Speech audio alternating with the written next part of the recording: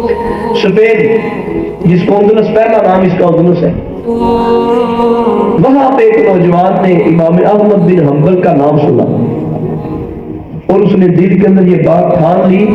کہ میں اس بندے سے جا کے علم دین حاصل کرنا ہے اور حدیث کے اندر فقہ کے اندر امام احمد بن حنبل کا بڑھانا۔ وہ بغداد میں رہتے تھے اور کہاں اسپین ہے اور کہاں بغداد ہے، لمبا سفر تھا اور نوجوان کی عمر کوئی 25 سے 28 سال کے لگ بھگ تھی۔ اس نے سارا اپنا سامان باندھا اور سفر کرنا شروع کر دیا، بحری بیڑے پہ سفر شروع کیا۔ جس وقت وہ سمندر کے درمیان گئے وہاں پہ کیا کا مسئلہ بن گئے، کیا رکے نہ، بار بار الٹی اور پھر سمندر کے درمیان میں جا کے ملاح جو تھا وہ راستہ بھول گیا، جہاز کا جو کپتان تھا وہ راستہ بھول گیا اور اس نے کہہ دیا کہ مجھے نہیں لگتا کہ ہم کبھی زمین کو دیکھ پائیں گے، میں اس طرح کا بھول گیا ہوں۔ وہ دور نہیں تھا کہ جہاں پہ وہ میپ کے ذریعے، نقشے کے ذریعے روڈ کو دیکھ لیا جائے، جو سمندر کا روڈ ہے اس کو دیکھ لیا جائے۔ اب وہ راستہ بھول گیا، اس نے کہہ دیا کہ ہم کبھی ممکن ہی نہیں ہے کہ ہم دیکھ سکیں زمین کو، لیکن وہ کرتے کرتے پہنچ گئے۔ جب دریا کے کنارے پر، سمندر کے کنارے پہ ان کا جہاز لگا، لوگ اپنی پریشانی میں ہیں، یہ نوجوان جو علم دین کی محبت میں نکلا ہے، یہ نوجوان نکلا جس وقت سمندر سے باہر، کشتی سے باہر نکلا تو لوگوں سے پوچھا بغداد کدھر ہے؟ انہوں نے کہا وہ تو بڑی دور ہے، 1000 کلومیٹر ابھی سفر رہتا ہے۔ اس نے پیدل 1000 کلومیٹر سفر شروع کر دیا۔ نوجوان سے 25 سے 28 سال عمر ہے، پیدل کراچی کا سفر شروع کر دیا اور جس وقت بغداد کے قریب پہنچا وہاں پہ اس نے ٹھنڈی سانس لی اور کہا میں تو اپنی منزل میں پہنچا، آرام کیا، سو گیا۔ اور جس وقت سو کے اٹھا تو کسی راہگیر سے پوچھا کہ میں بڑی دور سے آیا ہوں، امام احمد بن حنبل کا ٹھکانہ کہاں پہ ہے، ان کا آستانہ کہاں پہ ہے؟ جس وقت امام احمد بن حنبل کا نام سنا اس بندے نے کہا خاموش ہو جائے، تجھے پتہ ہے احمد بن حنبل کا نام لینا جرم ہے یہاں؟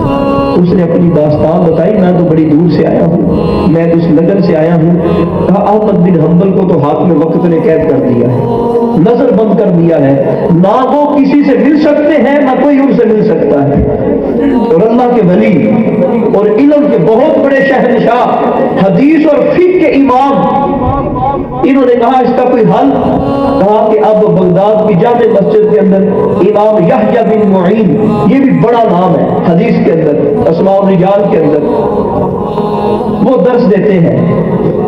وہاں پہ پہنچ گئے۔ جس وقت وہاں پہ پہنچے اور لوگ طرح طرح کے سوال کر رہے ہیں، آپ نے کھڑے ہو کے سوال کیا، کہا کہ آپ بہت ساری گفتگو بیان کرتے ہیں ان لوگوں کے بارے میں جنہوں نے حدیثیں بیان کی ہیں، مجھے عمار کے بارے میں بتائے وہ کیسے شخص تھے، اس سے حدیث لینی چاہیے کہ نہیں لینی چاہیے؟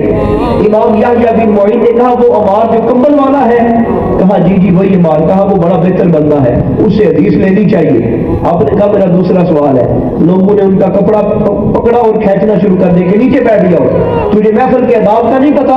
ایک وقت میں سوال ایک ہی ہو سکتا ہے، ہزاروں بندے بیٹھے ہیں، ہر بندے نے سوال کرنا ہے۔ یہ جو نوجوان رو پڑا،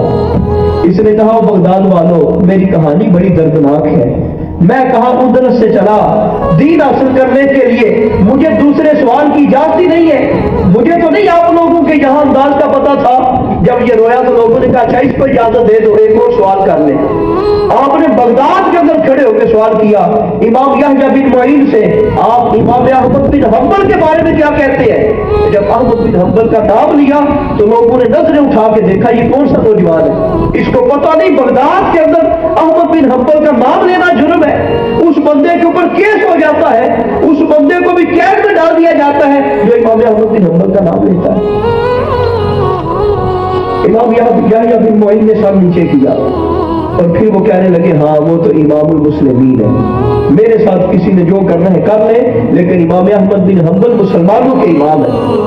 اب ان کا عقیدہ اور پختہ ہو گیا اور کہنے لگے میں آیا تو ہوں پر ان سے علم حاصل کر کے جانا ہے۔ پھر کسی دوست سے پوچھنے لگے کہ مجھے احمد بن حنبل کا گھر کا پتہ بتا دو۔ اس بندے نے کہا نا یہاں تو احمد بن حنبل کا نام لینا جرم ہے، میں اگر تجھے اس کے گھر کا ایڈریس بتاؤں گا تو میں پکڑا جاؤں گا۔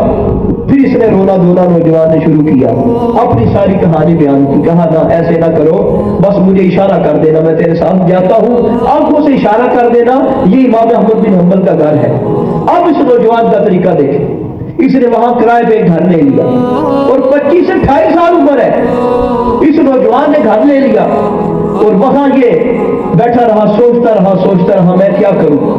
پابندی لگی حکومت کی طرف سے، کوئی بندہ امام احمد بن حنبل سے حدیث کا علم نہیں پڑھ سکتا، کوئی ان سے دین نہیں سیکھ سکتا، وہ نظر بند ہے، وہ کسی سے کلام نہیں کر سکتے، نہ ان سے کوئی کلام کر سکتا ہے۔ اب اس نے روح بدلا اور خوبصورت نوجوان،